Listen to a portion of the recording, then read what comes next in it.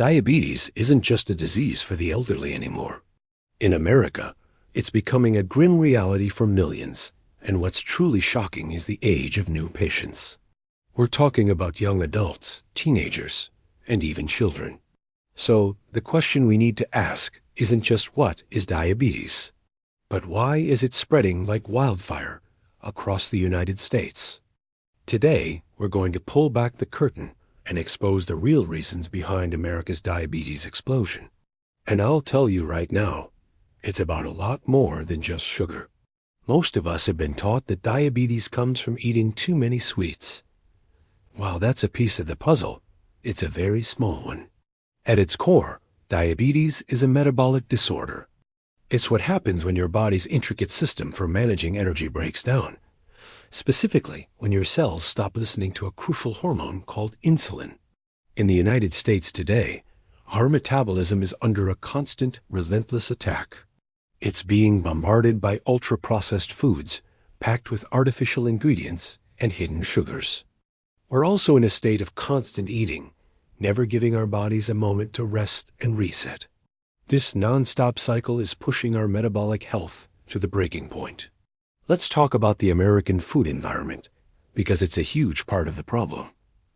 Unhealthy food isn't just an option. It's the default. It's cheap, it's available on every corner, and it's marketed to us with incredible aggression from the moment we're born. Think about it. Portion sizes have ballooned to levels that would have been shocking a few decades ago. Guzzling down liquid sugar in the form of sodas and specialty coffee drinks is completely normal. Snacking isn't an occasional treat. It's a constant activity.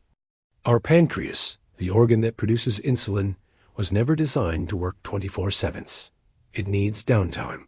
But in our modern food culture, it's always on the clock. Over time, this relentless demand leads to insulin resistance, the precursor to full-blown diabetes.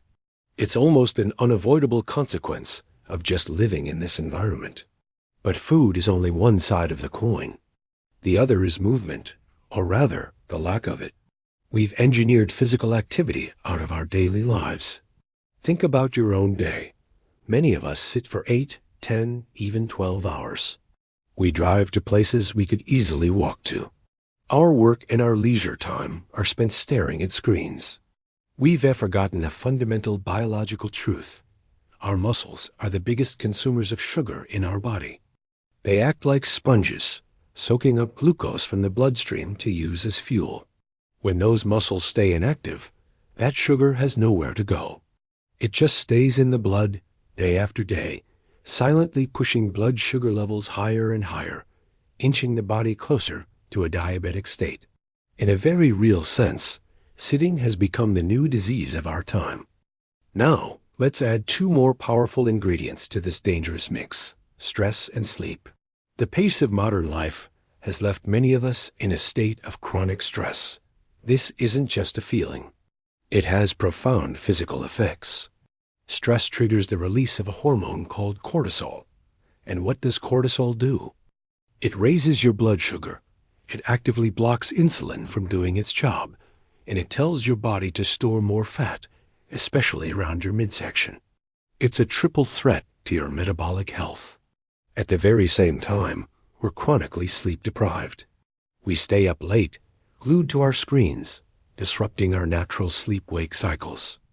Just a few nights of poor sleep can make a healthy person's body temporarily insulin resistant. Now, imagine the effect of years of this combination: high stress and poor sleep. It's a recipe for metabolic disaster. This brings us to a deeply concerning trend. Diabetes is now a young person's problem. Why is this happening? Compare the childhoods of today with those of previous generations. Earlier generations moved more. They ate real, whole foods. They had distinct meal times with no constant snacking, and they generally slept better. Today's children are growing up in a completely different world. They're handed screens instead of being sent outdoors to play. Sugary drinks have replaced water as the default beverage. Home-cooked meals are often swapped for convenient, ultra-processed foods. As a result, the metabolic damage that used to take a lifetime to accumulate is now happening in just 1 or 2 decades. Diabetes is appearing in people in their 20s and 30s, something that was almost unheard of before. This isn't about bad genes. It's about a bad environment. Finally, we have to look at our healthcare system. A shocking number of Americans who have prediabetes or even type 2 diabetes don't even know it. The symptoms often develop so slowly that they're easy to ignore: little more thirst, feeling a bit more tired, maybe frequent urination. They're dismissed as just part of getting older or being stressed.